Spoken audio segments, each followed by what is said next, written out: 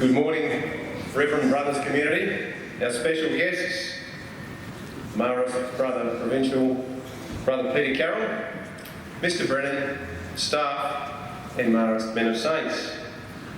Today we celebrate our fathers, our grandfathers, and for some of us, our great-grandfathers. Dads, you're very welcome. And in the words of an unknown author, to the world, you are a dad. To me, you are the world. Please stand as we welcome the official procession.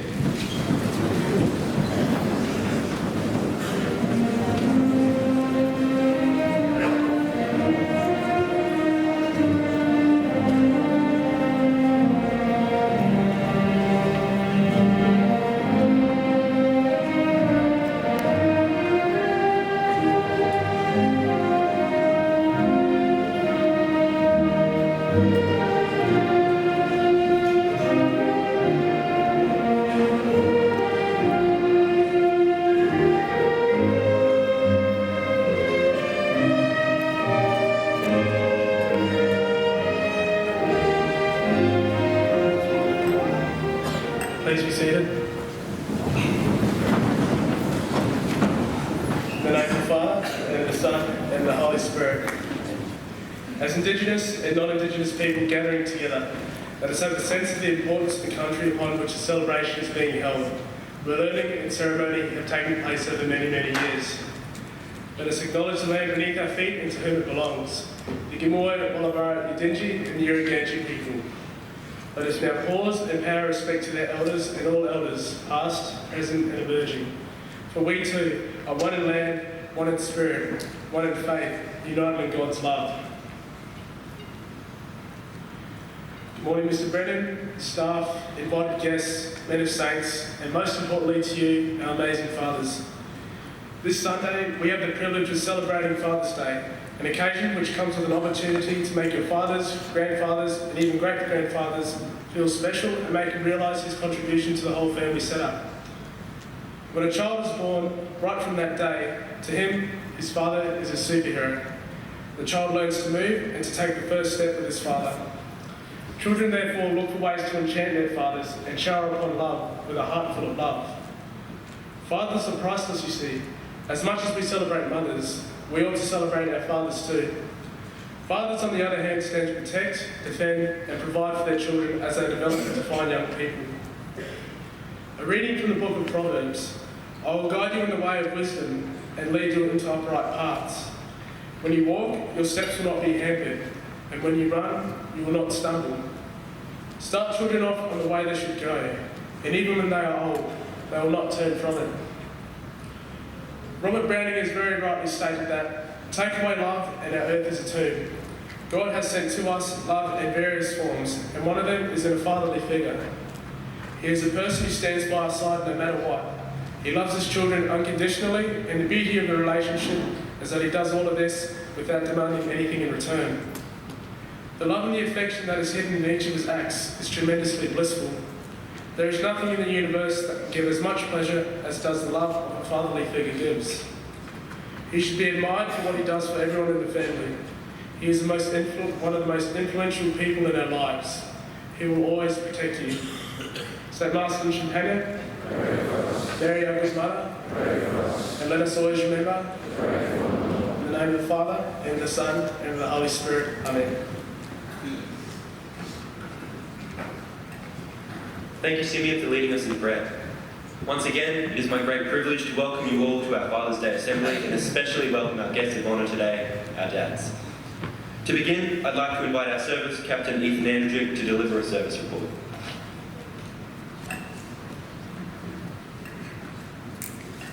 Good morning, Mr Brennan, teachers, students, and our fathers. Over the past few weeks, we have enjoyed many service opportunities.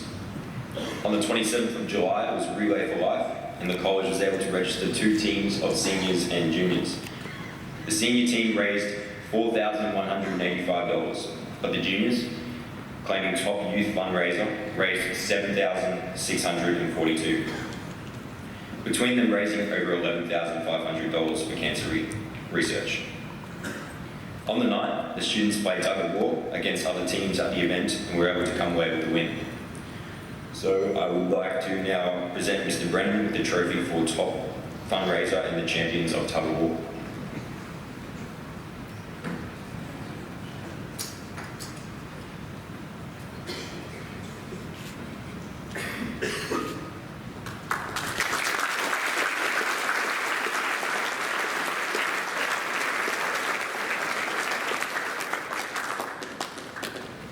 Daffodil Day was a great day full of support and family spirit. Saints made the news and did a great job of creating the word hope on the oval. This year, we were able to raise a record total of $6,017 for the fight against cancer. Cancer is a deadly disease which seems to touch more and more of our families. So I'm sure the people affected by it will really appreciate our efforts. So well done.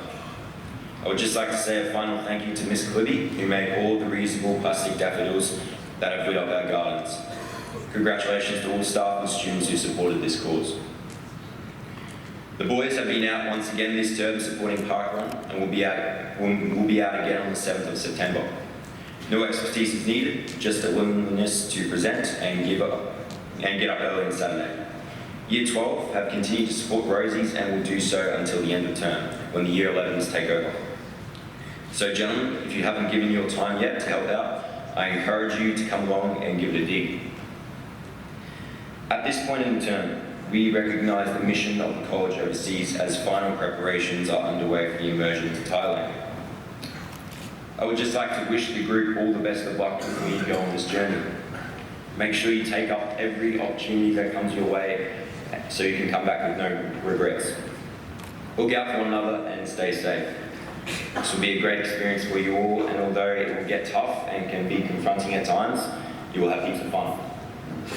I will now call forward the Thailand Immersion Group, and Mr. Brennan will mission them and say a blessing. James Davies. Riley Hardy. Lachlan Jensen. Daniel Duran. Jack Miller. Ruben Porter. Simeon Natouche. Miss Fish. Mr. Cridland. And Dr. Lynch. I would now like to invite Mr. Brennan up to mission the immersion group off. Thank you, Ethan. Just on behalf of everybody gathered here today, I'd like to bless or wish our very best to you on your immersion coming up in a few weeks. Not only will you be representing the college, but you'll be representing your families and the community of Cairns. Having done such immersions, you will be faced with many different challenges, and certainly there'll be times you'll wonder what you're doing. But know that you'll have the support of everybody back here at St Augustine's. And when things do get tough, remember that you are there for a short time, and the people that you are working with, for them it is their life. So we might, on behalf of, again, everybody here, you go with our blessings, with our best of hopes, our wishes. We trust that you will travel safe and look forward to seeing you return, both growing as young people and as staff, and also imparting the wisdom and the knowledge and the experiences that you receive in Thailand. So on behalf of everybody, very best of luck.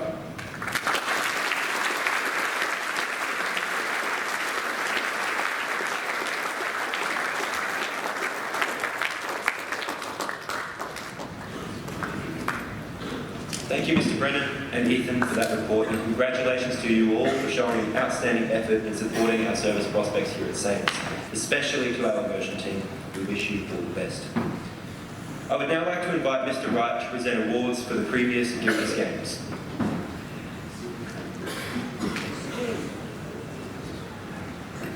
Thanks, Gabriel. Good morning, Mr. Brennan, staff, students, special guests, parents, and of course our special fathers in attendance. The 6th annual Gildas Games research competition was held on Tuesday night during our Cerise and Blue evening. when 9 of our most enthusiastic and talented Year 7s participated. The Gildas Games is based upon how fast and accurate the Year 7s can demonstrate a whole series of research skills that they have learnt in their e-learning and research tutorials. Skills such as the Harvard referencing system and accessing Links Plus, Encyclopaedia Britannica, State Library of Queensland databases, our new Oliver Library catalogue were the basis of their questions. Notice I didn't mention Google. Congratulations to Mark Allen, Jack Brunetto, Nathan Christensen, Ethan Greenland, Kyle Heidenreich, Ryan Jones, Ben Leismester, Ian Medrano and Max Poglio, who intensively and enthusiastically went about their work in the jam-packed 30 minutes.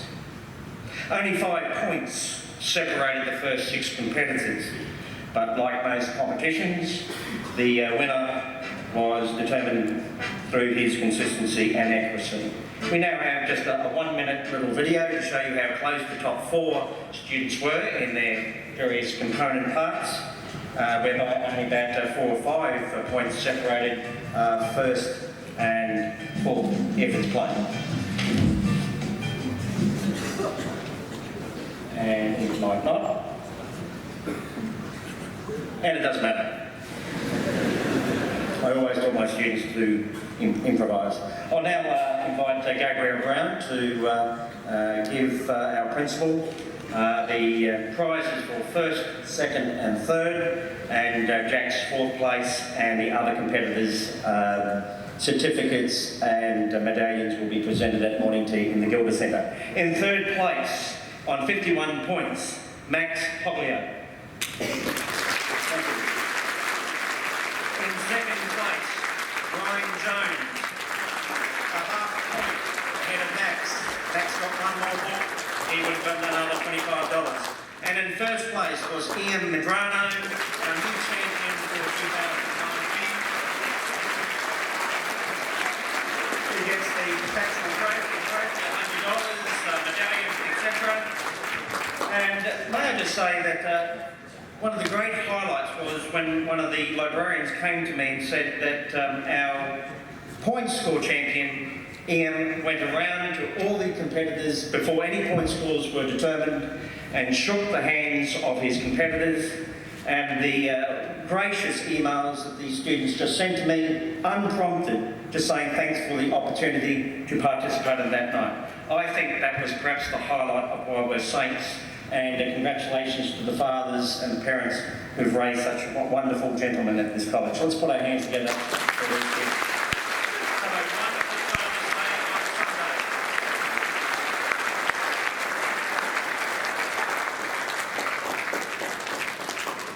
Thank you, Mr. Wright, and congratulations to you all for participating in such a tradition here at St. Augustine's. In celebration of Father's Day, I'd like to invite Martin Weiss to deliver a reflection on his father.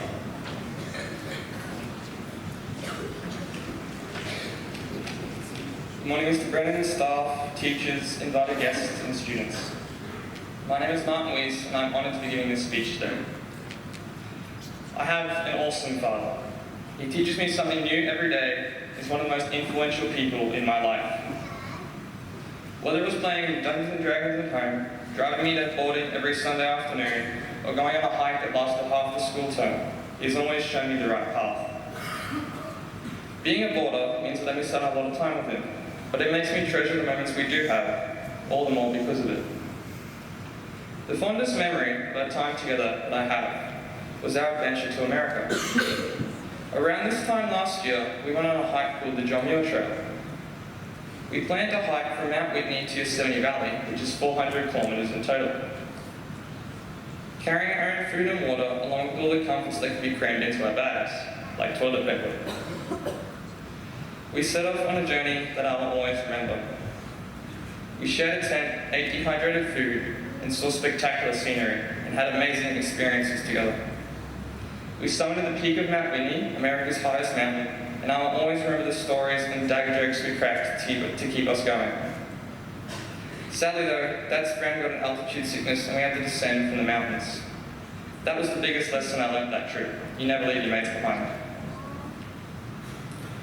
My dad has taught me the values of respect, courage, kindness, adventure, and hard work that I hold close to heart. He has taught me lots of lessons, not just academically, but in life too. He showed me perseverance and resilience about caring for others and myself. I'm lucky to have a father that has taken me to so many places around the world and on so many great trips. When I say that I would not be the person I am today without my father, I'm sure that I speak for everyone here. He has shown me what it means to become a man, and one day in the future, what it would mean to be a father myself. He is the person I aspire to be like above all others.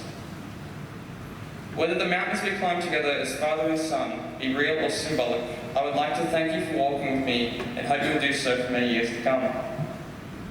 On behalf of myself and everyone here today, I'd simply like to say thank you.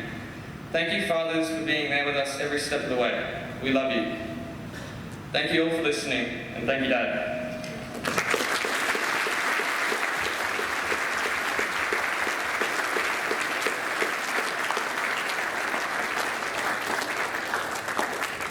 Thank you, Martin, for that beautiful reflection. I would now like to invite Zaid Slade to talk about Reginald.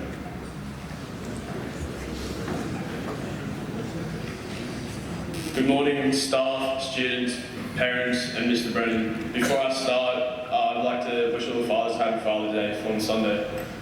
Reginald House is the blue house up there. There's meant to be a photo, but it was none. So Reginald House is famously named after Brother Reginald.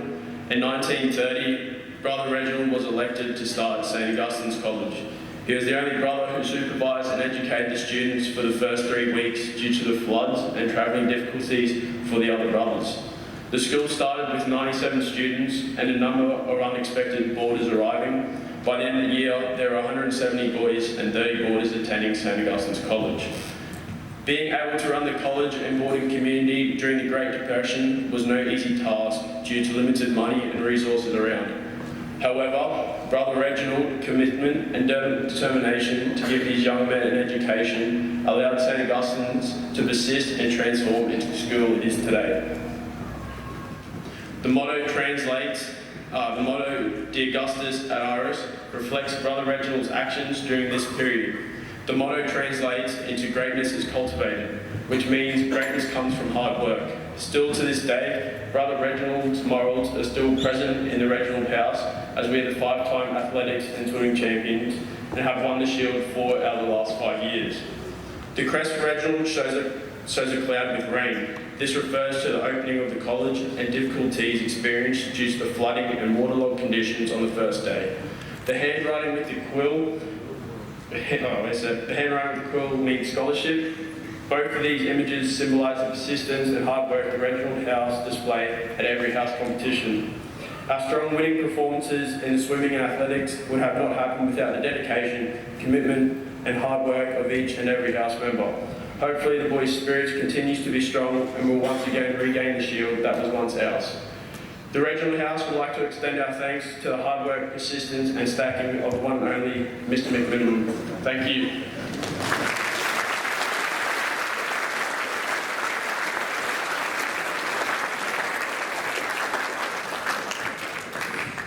Thank you, Zaid, for that presentation, and we look forward to our next house presentation on our next assembly. I would now like to invite Mr. Doherty to present the Long Tan Awards for St. Augustine's.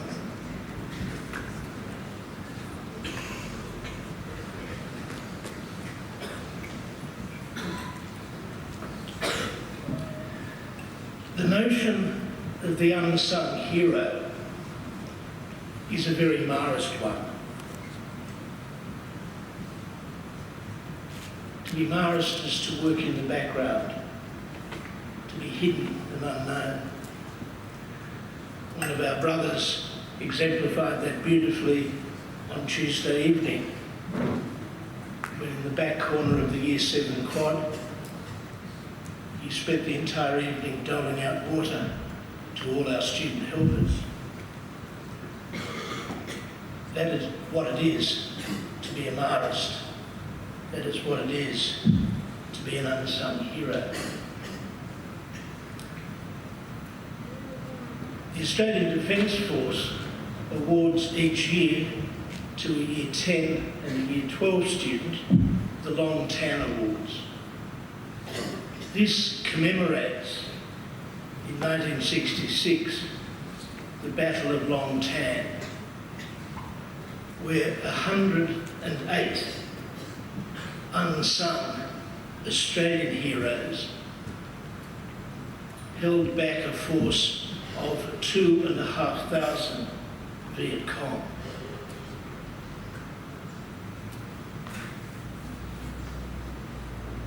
Here at St Augustine's, we have many unsung heroes. Students who on a daily basis, quietly, without having their names in lights, strive for excellence, strive to be the best people they can be. I would now ask Mr. Brennan to present the following two awards. The Year 10 awardee for the Long Tan for 2019 is Miguel Groff.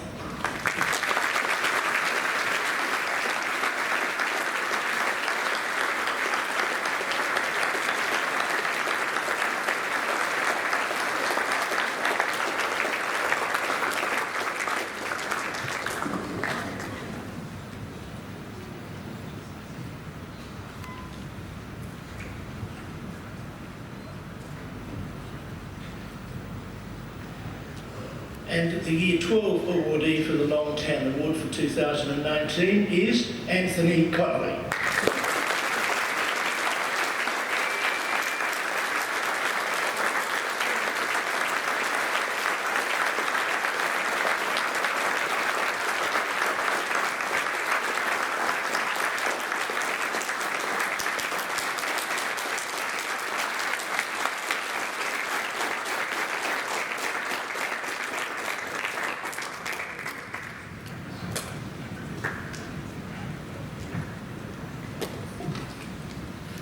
I'd now like to invite our Arts Captain Harrison Will to deliver an arts report.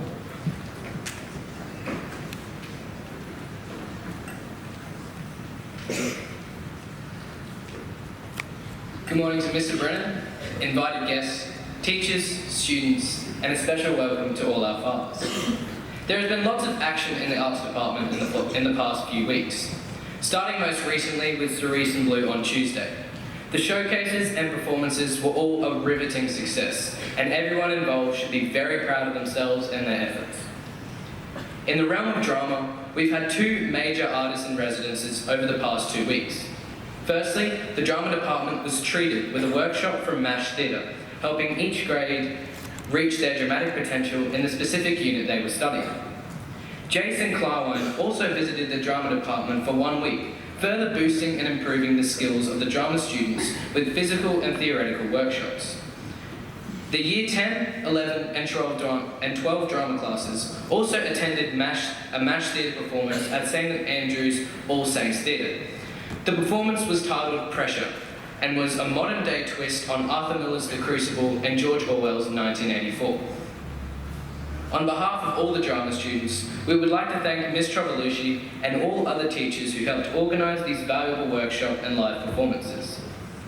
There is also a Shake and Stir workshop taking place next weekend, so please email either myself or Ms. Trovalucci if you're interested. Now on to music. Recently, the State Honours Ensemble Middle School program was held at St Mary's College, with the Queensland Conservatorium sending up instructors to lead the ensembles of students. The students were given 2 days to practice, then perform a concert. Dan Fomiati, Taj Townshend, and Sahan Warashima represented our college during this program, and I would now like to present them with their certificates.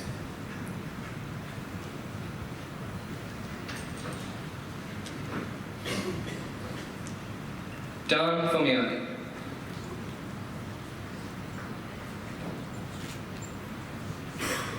Taj Townshend.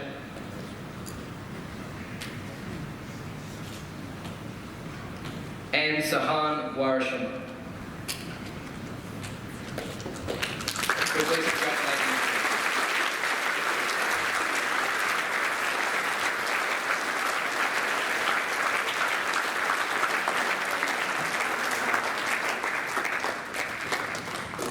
Now, I would like to formally introduce St. Augustine's very own rock sensation, the Mallows, consisting of Jack Gooden on the drums, Micah Maguire on guitar, George Tafalos on vocals and rhythm guitar, and Sebastian Crooks on the bass.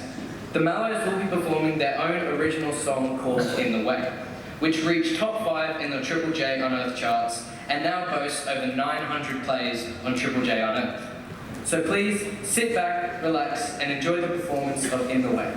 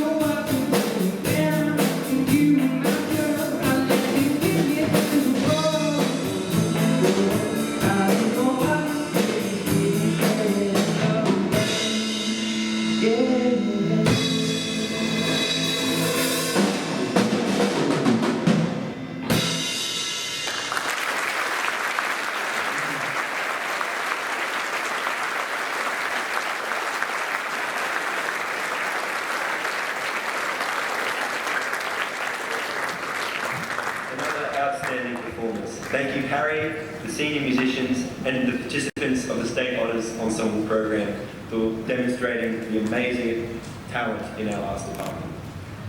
I would now like to invite Connor Munro to deliver his reflection on his father.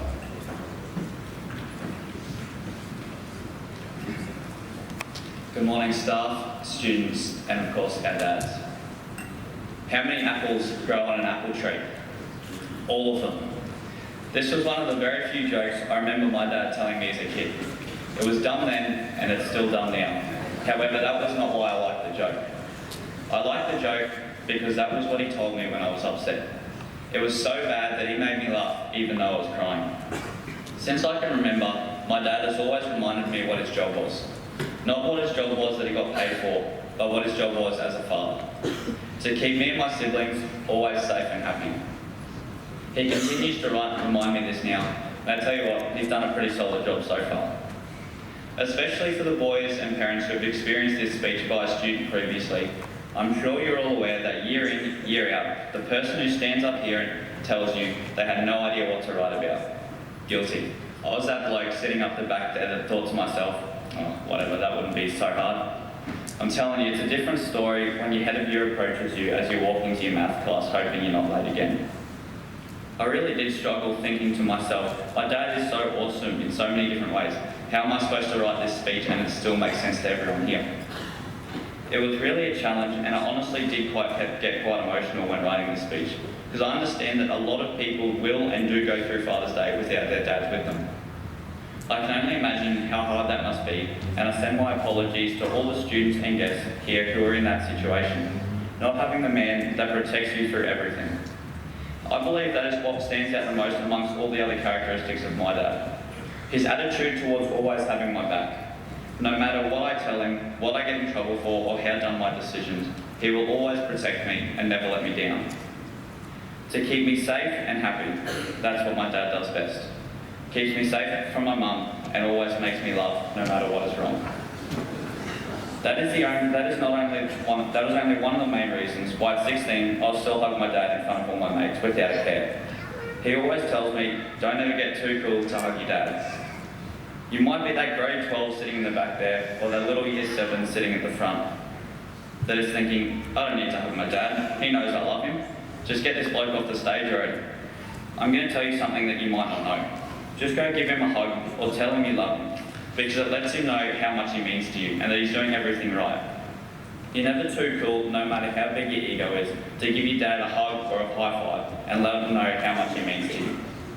It was difficult for me because I can't actually put into words the impact and the importance of my dad being in my life.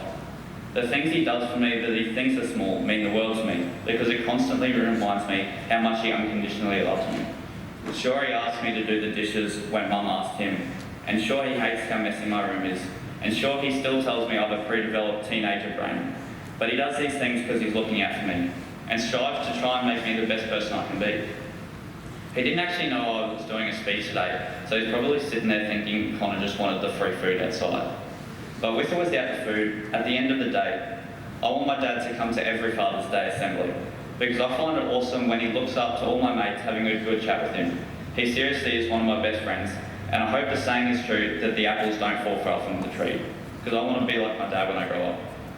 So teachers, guests, and you blokes, do yourself a favour and do your dad a favour. This Sunday, give him a call, send him a message, or give him a hug. Because no matter how cool you think you are, you're never too old to tell him how much he means to you. Love you, dude.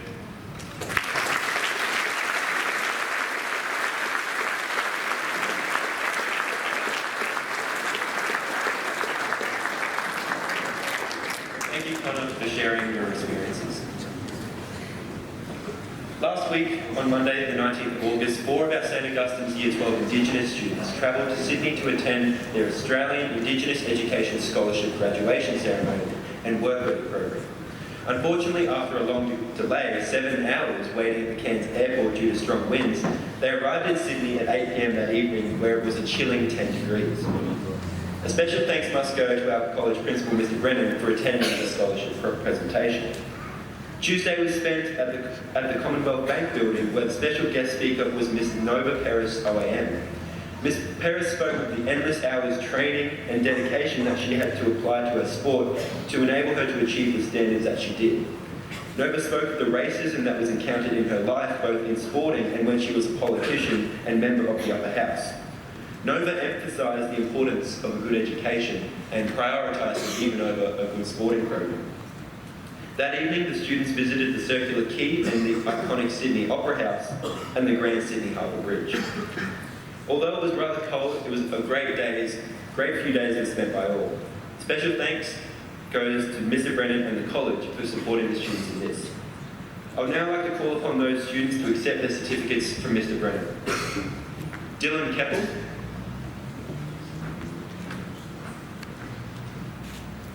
Jamal Mitchell.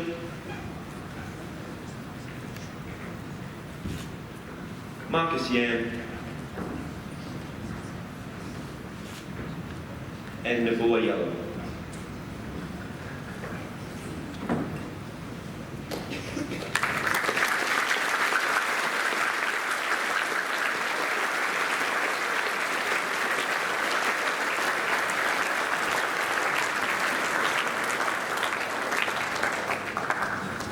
Congratulations to all four of you for participating in such an amazing experience. It is also now my pleasure to present Gold Merit Awards for 3 outstanding junior students who have proven themselves as hardworking and dedicated to their life here at Saints. A Gold Merit Award is presented to students in years 7 to 9 that show high effort and achievement towards their academic work and consistently displaying strong Morris values. To achieve a Gold Merit Award, the recipient is required to be recognised with 45 merit points in a single year. I'd like to invite Mr. Brennan to present the following students with their Gold Merit Awards. Jack Brunetto.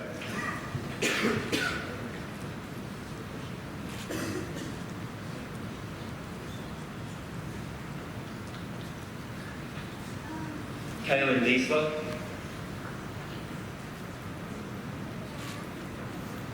And Max Poglio.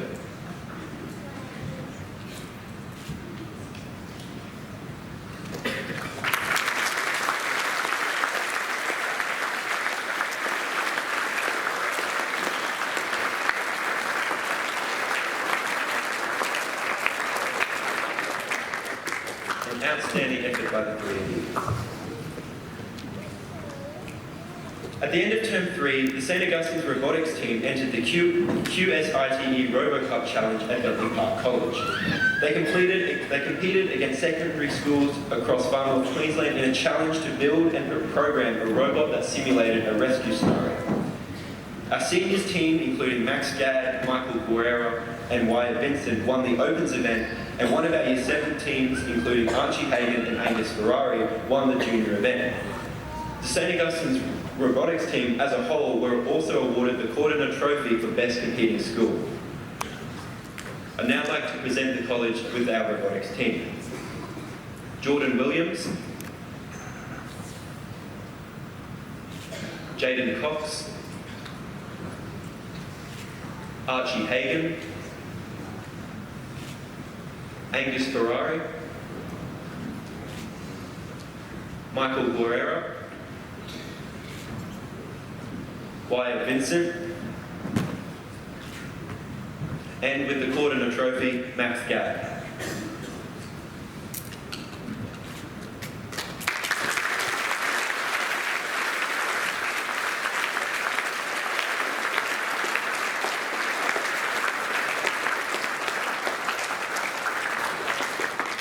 Congratulations to you all.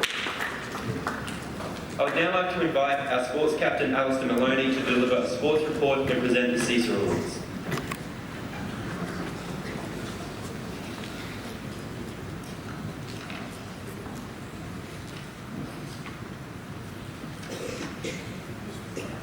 Good morning, Mr. Brennan, staff, men of Saints, and a very good morning to our fathers. Saints has once again had another strong showing this term, this time with our junior school teams posing as heavyweights in their respective JSS sports. Congrats on the effort so far, lads, and be sure to keep it up next term.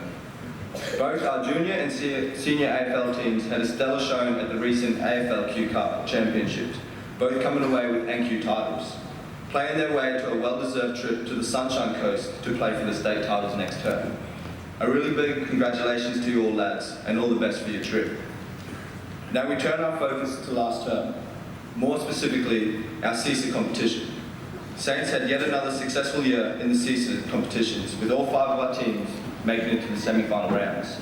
Unfortunately, our CISA touch and CISA volleyball teams were not able to prevail through to the grand finals.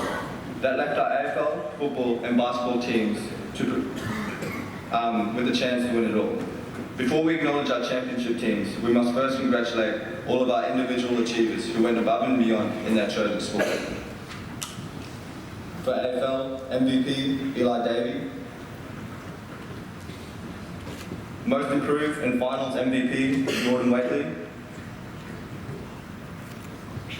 And Coaches Award, Patrick Apple. For basketball, MVP, Kai Mountney. Most improved, Jake Dempsey. And our Coaches Award, Zaid Slade. For football, MVP, Kieran Brown. Most improved, Joshua Pinney. And our Coaches Award, Ewan White, who's unfortunately sick today. For touch, our MVP, Will Wright.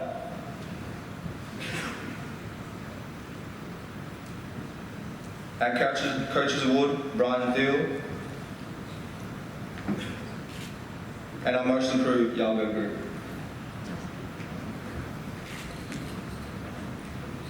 For volleyball, MVP, Wesley Yao.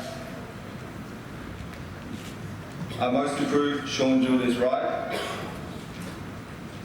And our Coaches Award, Graham Tiabe.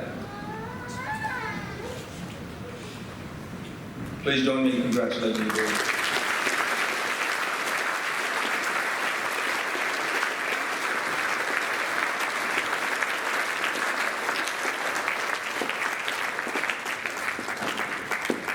As I said before, we had 3 of our CISA teams process through to the grand finals. Unfortunately, basketball were not able to come away with the biscuits, but still left AFL and football who both claim an undeniable glory. I would now like to take this time to congratulate both teams on their efforts.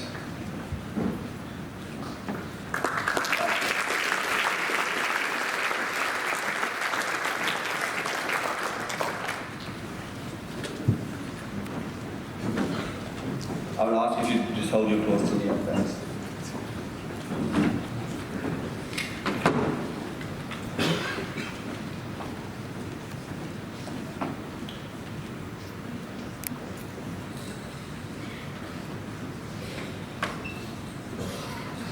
For CISA AFL, the captain, Eli Davey. Connor Munro. Jordan Waitley. Nicholas Johnson. Patrick Brown. Josh Davies. Mitchell White. Tilliard Natouche. Patrick Applin. Ray Chambers. Robert Derby. Jack Douglas. Harrison Godella. Liam Gilbert. Daniel Jerem.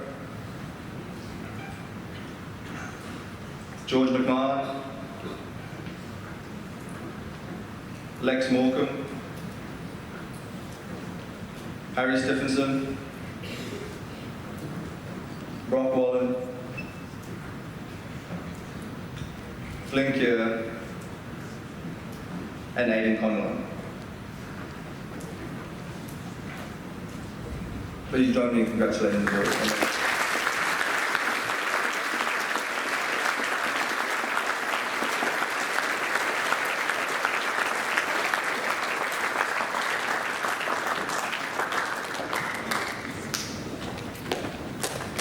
And now to our CISA football. The team captain, Casey Agnew. Team vice captain, William Johnson. Joshua Finney. Jack Jenkins. Ryan McCormick. Matthew Brooks. Luca Gedek. Kieran Brown. Alex McKay. Riley Gaddock, Matt Manico, Lachlan Michelle, Ben Dallarica, Vladimir Liria, Jack McDonald, and Toby Gillen. Please join me once again in congratulating them.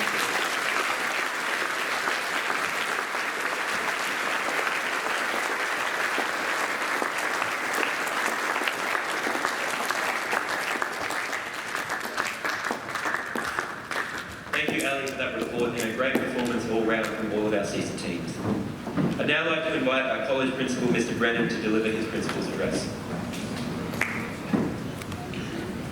Thank you very much, Gabrielle.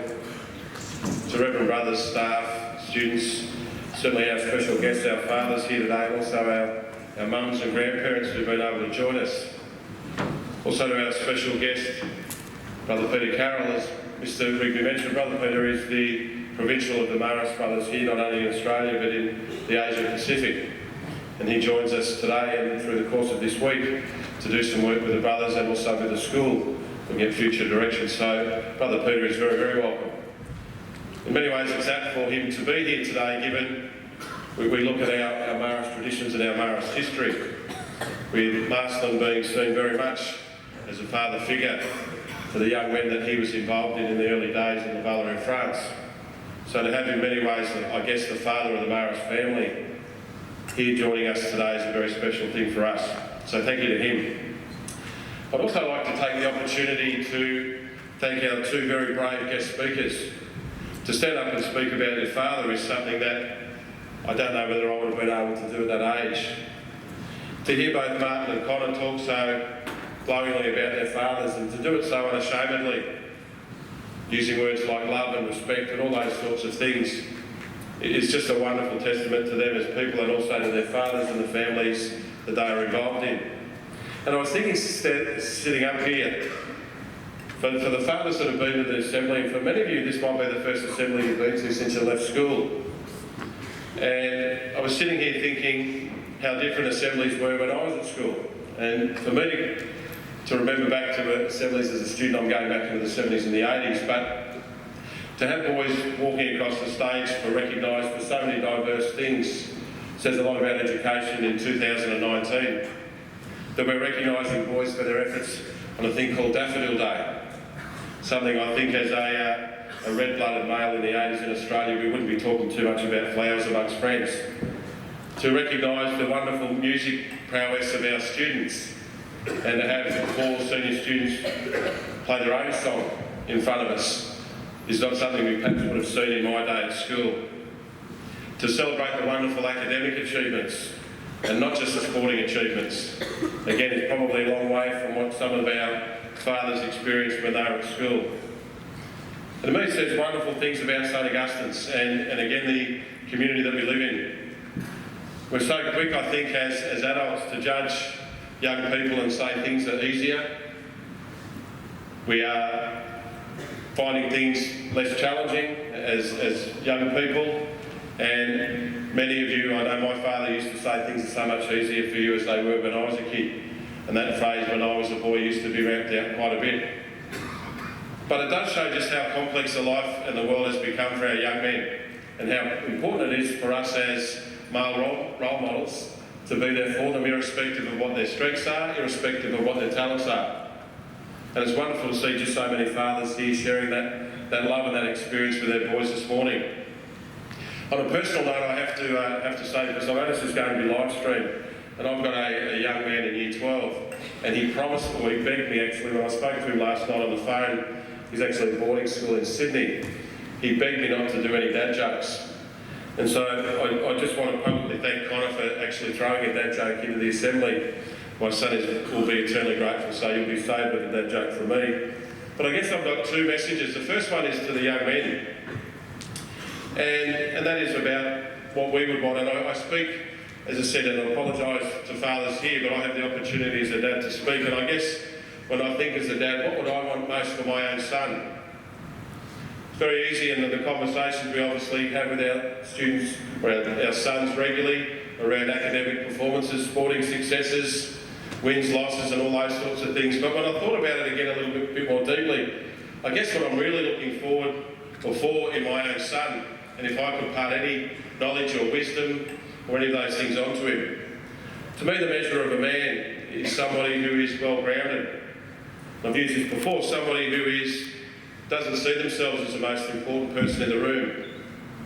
I measure my son as a young man on how he treats women, on how he works with the disengaged or engages with the disengaged, what his moral compass is around social justice. Does he get involved in the community in areas where they're most needed? And I think if I was to measure my own son on that, I would say that he's doing a great job as a fine young man, as so many of us, or you young saints men, are doing. So I know there'll be conversations with your dads at different times that don't go the way either of you've hoped.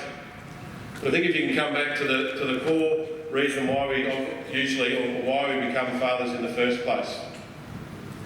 And I think for myself to become a father was probably the most precious gift I've ever been given. And I think at times, and I'll say that in a moment, I probably abused that gift as a parent. But all we want for our young men is for them to be happy, and as I said, somebody who is very conscious of the needs of the society of the day and very conscious of the way that they respect, as I said, those marginalised, those unfortunate people, or just people in general, and never to think that they're more important than anyone else. I think if we all live our lives like that, it's certainly going to be a great place, which Saints already is. And I guess for the dads, again, certainly not to profess to be anything like a perfect father, or quite the opposite, but if I thought about my own experience as a dad and what I would have done differently, or what I would still do differently, I think the most precious gift we can give our sons is our time. And I think too often I look back and I think there'd be fathers who might resonate with this, that the Canberra Raiders winning a game with the 2 points on Sunday sometimes took priority over kicking a football with my son or my daughter. At times we put our interests of catching up with mates or doing outside pursuits, which never feel guilty about, but we put them in front of our own children. And so I stand here and say the challenge, I guess, for me as a father, albeit with my children away at the moment, but for the dads here today, is that we really need to give our boys time. We're in a place that is very busy, and we hear that word all the time, and it's a word staff that I don't particularly enjoy. But we do need to prioritise our relationship with our children, and in this case our sons. Because as you've heard many times that you blink and their teenage years or their childhood years are over. And as I'm coming to the end of mine with my own son and my daughter who's now in her 20s, it's certainly something, if I had my time again, I would look at dedicating more time to my own children. And again, for the fathers, not judging anybody here, but that would be something, if you weren't taking anything away from the assembly today, that would be it. I'll leave you with a quote, and it's not a dad joke, I promise, that I read recently, which I think is quite prophetic, and it is a message to all of us, male and female alike, young and old. And it goes like this in conclusion. By the time a man realises his father was right, he usually has a son of his own who thinks everything is wrong. So on that note, it's a very complex sort of situation we're in as parents, but I thank you all very much for prioritising your time that could be here today to dads. I know you boys are very, very excited about the opportunity of morning tea, and obviously sharing that with you. And then also to the mothers, you're very, very welcome to join us for morning tea, and thank you very much again for attending.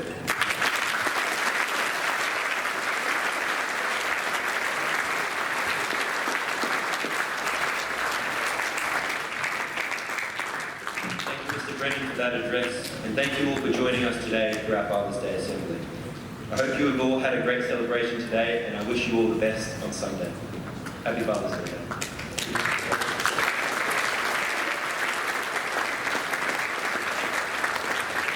Now I'd like to invite you all for our concluding hymn, the Zug Tuum, led by our arts captain Harrison Burke. We've been having a few technical difficulties today, so we're just going to have to go without music.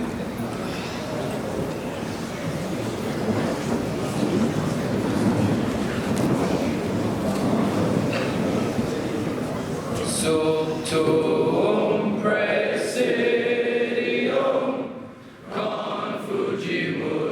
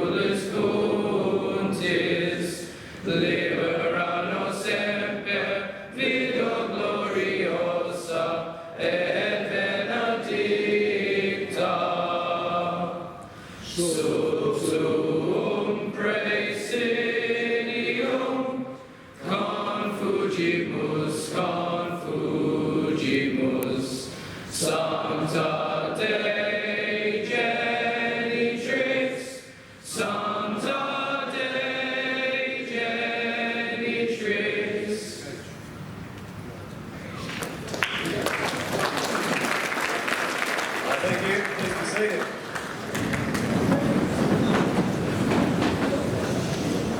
Certainly, Harrison.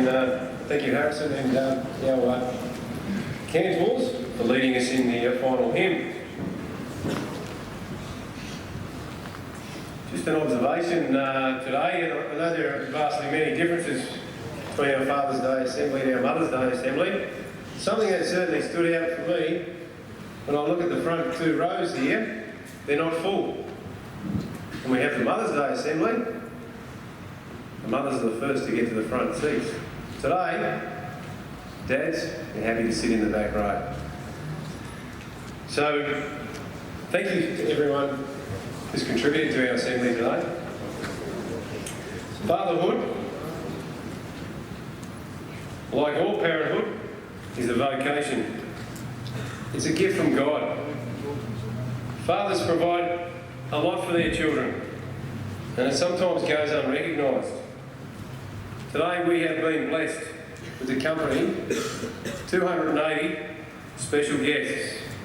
And your fathers, your grandfathers, your great-grandfathers, and of course, your mothers. On Sunday, like every other day, we're going to celebrate their love, their commitment, and their unwavering support. Gentlemen, look after your dads. I'd like to ask our college prefects and ushers to stand and move to the middle doors, please. You can hand out a small token to our fathers as they leave. So prefects and ushers, SRC members,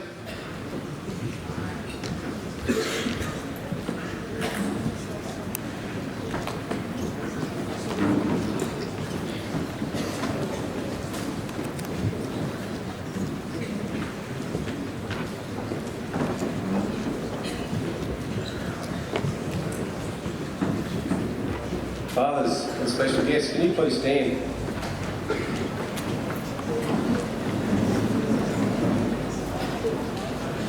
Can you make your way by the centre doors to our morning tea on the undercovered courts?